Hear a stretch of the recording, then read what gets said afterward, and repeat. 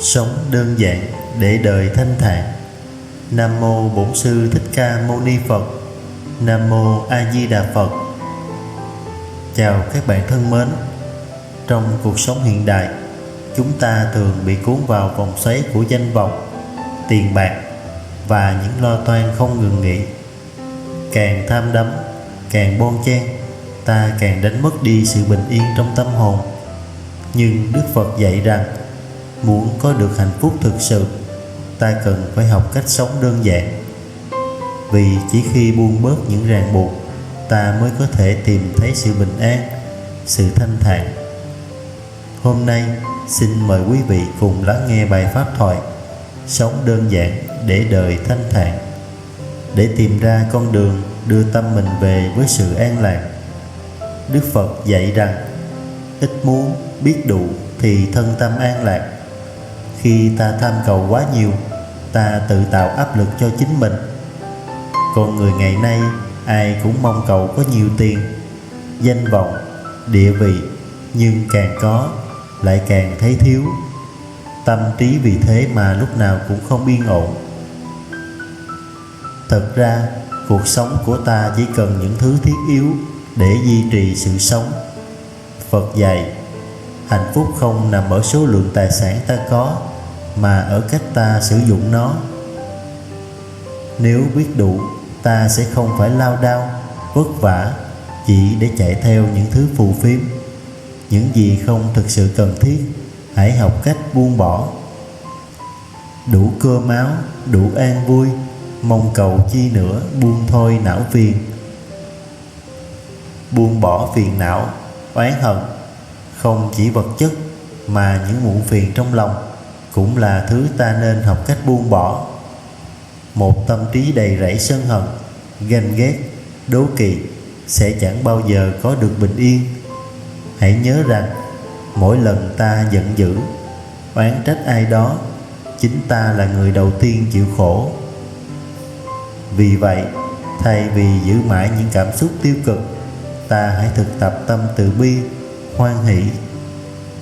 Buông đi giận dữ trong lòng, tâm an lạc đến mênh mông đất trời. Phật dạy, mọi sự trong đời đều có nhân duyên. Ta không thể cưỡng cầu những gì không thuộc về mình, cũng không nên tiếc nuối những thứ đã qua. Hãy học cách tùy duyên, chấp nhận thực tại và sống trọn vẹn với phút giây hiện tại. Khi biết trân quý những điều đơn giản nhất, ta sẽ không còn thấy khổ đau. Duyên lành đến giữ trong tay, duyên tàn buông bỏ tháng ngày nhẹ tên. Sống thuận theo nhân duyên không có nghĩa là buông xuôi hay thụ động, mà là biết chấp nhận những gì đến với mình bằng một tâm thái bình an. Khi duyên đến, ta đón nhận với lòng biết ơn. Khi duyên đi, ta không cưỡng cầu, không oán trách. Đây chính là bí quyết để giữ cho tâm được nhẹ nhàng, thanh thản. Có lúc ta cố gắng níu kéo một mối quan hệ, một công việc, một điều gì đó mà ta cho là quan trọng. Nhưng nếu nhân duyên đã hết, dù ta cố gắng như thế nào cũng chỉ chuốc lấy khổ đau. Vì thế, người trí tuệ luôn biết tùy duyên mà sống, biết buông đúng lúc để lòng không vướng bận. Xuân đi xuân lại về mau, nhân duyên tan hợp chẳng sầu muộn chi. Một trong những cách giúp ta sống đơn giản và thanh thản hơn chính là thực hành chánh niệm. Khi ta ăn, hãy chỉ ăn. Khi ta đi, hãy chỉ đi.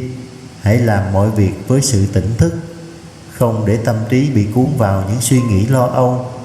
Khi sống trong chánh niệm, ta sẽ cảm nhận được vẻ đẹp của từng khoảnh khắc, và khi ấy, cuộc sống sẽ trở nên vô cùng nhẹ nhàng. Từng hơi thở chậm bình yên là hoa nở giữa nhân duyên nhiệm màu. Thế gian này, con người đau khổ không phải vì thiếu thốn, mà vì lòng tham vô đáy. Phật dạy rằng, biết đủ là giàu, bởi vì khi lòng ta không còn bị trói buộc bởi những mong muốn, những mong cầu, ta mới có thể sống nhẹ nhàng. Hãy giảm bớt những đòi hỏi về vật chất, danh vọng, thay vào đó là sự tìm kiếm an lạc trong tâm hồn. Giàu sang chưa hẳn bình yên, thanh trần bi túc an nhiên cuộc đời. Một tâm hồn đơn giản là một tâm hồn trong sáng, không chất chứa mưu cầu, so đo, tính toán hơn thua. Người có tâm đơn thuần sẽ luôn thấy đời thanh thản, bởi họ không để những điều nhỏ nhặt làm vướng bận tâm trí. Hãy sống như một đám mây trên bầu trời, tự do, nhẹ nhàng, không vướng bận. Mây trôi lững lờ trên cao, lòng không dính mắc đời nào chẳng vui. Các bạn thân mến, cuộc đời là vô thường, nhưng nếu ta biết sống đơn giản, bớt lo âu, bớt sân si, thì mỗi ngày trôi qua đều là một ngày an lạc. Đức Phật dạy rằng, ham muốn, bớt lo âu, tâm bình lặng, chẳng ưu sầu lo toan. Đơn sơ giữ tấm lòng vàng, thanh thản tự tại, nhẹ nhàng tháng năm. Sống đơn giản không có nghĩa là từ bỏ mọi thứ, mà là biết cách sắp xếp cuộc sống hợp lý, bỏ đi những thứ không cần thiết, giữ lại những điều quan trọng. Khi lòng không còn vướng bận bởi những phiền muộn, ta sẽ nhận ra rằng hạnh phúc thật ra rất đơn sơ. Mong rằng sau khi lắng nghe bài pháp này, mỗi chúng ta đều tìm được cách sống đơn giản, buông bỏ bớt những gánh nặng trong tâm để có được sự thanh thản đích thực. Hãy bắt đầu bằng những việc nhỏ, như bớt lo lắng, bớt sân si, bớt sân hận, mở lòng với mọi người và trân trọng những gì đang có. Khi làm được điều đó, hạnh phúc sẽ tự nhiên tìm đến ta. Nam Mô A Di Đà Phật. Con nguyện đem công đức này trang nghiêm Phật Tịnh Độ, trên đền 4 ơn nặng, dưới cứu khổ tam đồ. Nếu có ai thấy nghe, đều phát tâm Bồ Đề, hết một báo thân này, đồng sanh cực lạc quốc. Nam Mô Tây Phương Cực Lạc Thế Giới Đại Từ Đại Bi. A Di Đà Phật.